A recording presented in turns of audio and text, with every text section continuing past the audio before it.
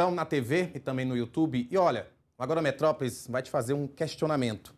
Como é que a campanha de Flávio vai responder à Justiça Eleitoral depois da defesa do pai dele, Jair Bolsonaro, ter afirmado que aquele vídeo feito com inteligência artificial não foi autorizado?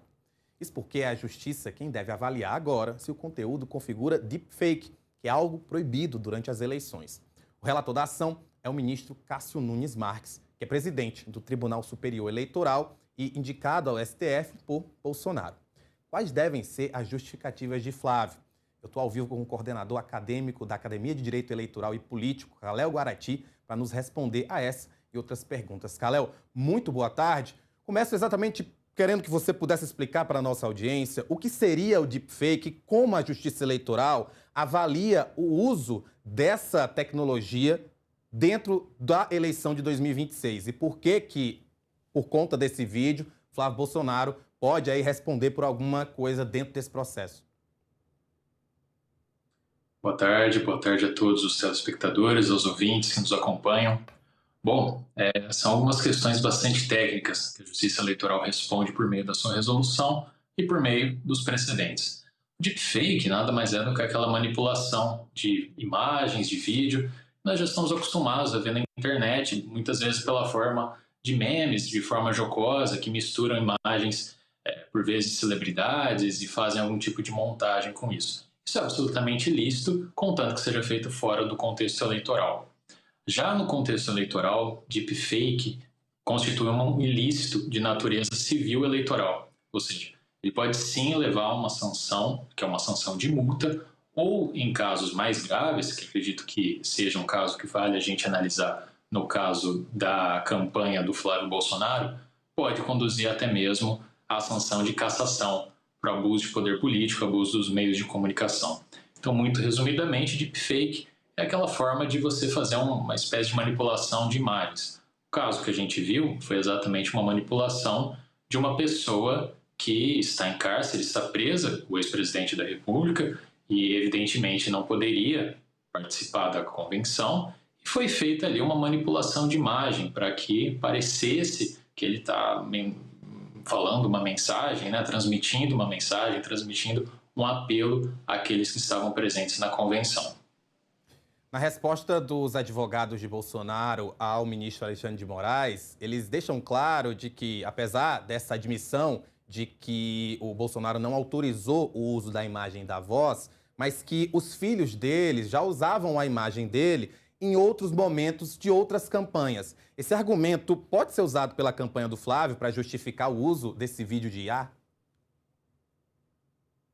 Veja, é um argumento legítimo, é uma linha de defesa interessante, porém a resolução 23.610 do TSE, ela disciplina o deepfake no artigo 9C e diz que, para que seja considerado deepfake, não é feito nenhum tipo de análise a respeito de autorização.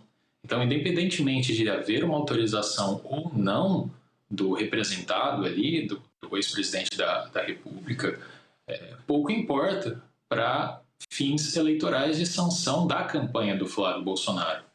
Então, veja, a linha de defesa que está sendo usada a respeito da autorização não é uma linha de defesa que condiz com aquilo que diz a resolução. Ou seja, eles têm que enfrentar um dispositivo legal que diz taxativamente que independe da autorização para que seja consumado o ilícito, para que haja efetivamente uma sanção, uma pena contra o uso do deepfake.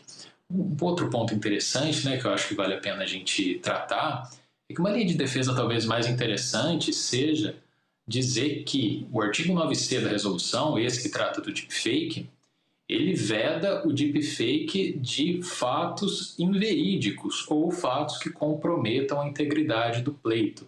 Aí sim, eu acredito que a gente tem um argumento interessante para a defesa de demonstrar que o apoio do Jair Bolsonaro ao filho não é inverídico.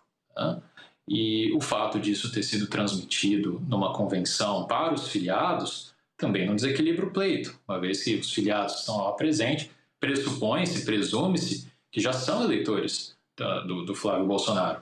Então, talvez essas linhas de defesa baseadas na resolução e não contra a resolução, talvez sejam mais interessantes. Kalel, outra pergunta também que me deixou nessa dúvida é que essa resposta dos advogados de Bolsonaro, ela foi feita para o ministro Alexandre de Moraes dentro do inquérito que condenou Bolsonaro pela tentativa de golpe. Agora que ele responde que não autorizou, de que forma a campanha de Flávio vai ser acionada pela Justiça Eleitoral? Ou esse processo aí que o Nunes Marques já está relatando, já pode entrar essa resposta dentro aí dessa análise que o ministro está fazendo? Uma ótima questão e ela abre oportunidade para a gente distinguir duas coisas. Existe a execução da pena que foi imposta ao Jair Bolsonaro, que é uma pena restritiva de direitos e de liberdade. Ele não tem mais direitos políticos, ele não pode se manifestar a respeito da campanha. Isso é uma vedação do próprio Código Eleitoral. Se fizer, ele vai estar incorrendo numa falta, eventualmente ele pode ser reprimido por conta disso. Outra questão são os ilícitos eleitorais que a campanha do Flávio Bolsonaro vem a cometer.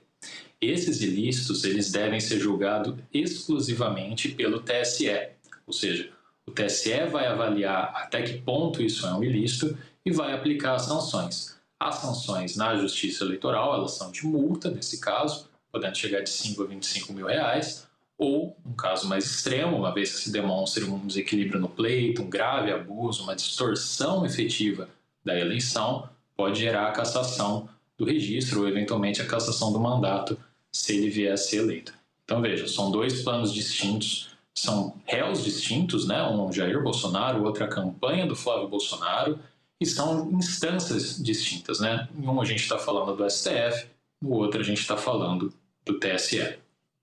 E, Kalel, faz alguma diferença o fato do vídeo ter sido apresentado antes da campanha eleitoral? Lembrando que a campanha eleitoral oficialmente começa a partir do dia 15 de agosto. Essa é uma ótima questão e abre oportunidade para a gente tratar de um equívoco que talvez venha sendo cometido por alguns comentaristas. A propaganda intrapartidária, aquela feita dentro do partido, dentro da convenção, ela possui uma liberdade maior do que a campanha, do que a propaganda eleitoral, que é feita para o convencimento do eleitor. Então, quando a gente está numa campanha, numa convenção, a gente está fazendo a campanha para que o próprio filiado se torne candidato, que é o caso do Flávio Bolsonaro, filiado que venha se tornar candidato à presidência da República, as formas de propaganda são muito mais livres, são muito mais abertas. Quando se trata do convencimento do eleitor, as formas de convencimento, as formas de propaganda são mais restritas. E aí entra o que a gente chama de pedido antecipado de voto, propaganda eleitoral antecipada, propaganda extemporânea. No caso do vídeo, ele foi sim transmitido durante uma convenção eleitoral. Só que percebam, uma convenção eleitoral de uma magnitude imensa, feita na Arena Pacaembu, com a presença de jornalistas, com a presença de centenas, talvez milhares de filiados, que retransmitiram o vídeo e publicaram o vídeo nas suas redes sociais. Ou seja, existe evidentemente aí uma propaganda que foge ao escopo da convenção. Uma propaganda que chegou efetivamente ao eleitor. Então a gente pode sim dizer que há indícios de propaganda eleitoral antecipada. Aí, nesse caso, cabe a representação feita à Justiça Eleitoral, que, salvo engano, já foi feito pela PT, PCdoB, e isso pode sim levar a uma multa de 5 a 25 mil reais, que condene aí sim a campanha de Flávio Bolsonaro à propaganda, ao ilícito de propaganda antecipada.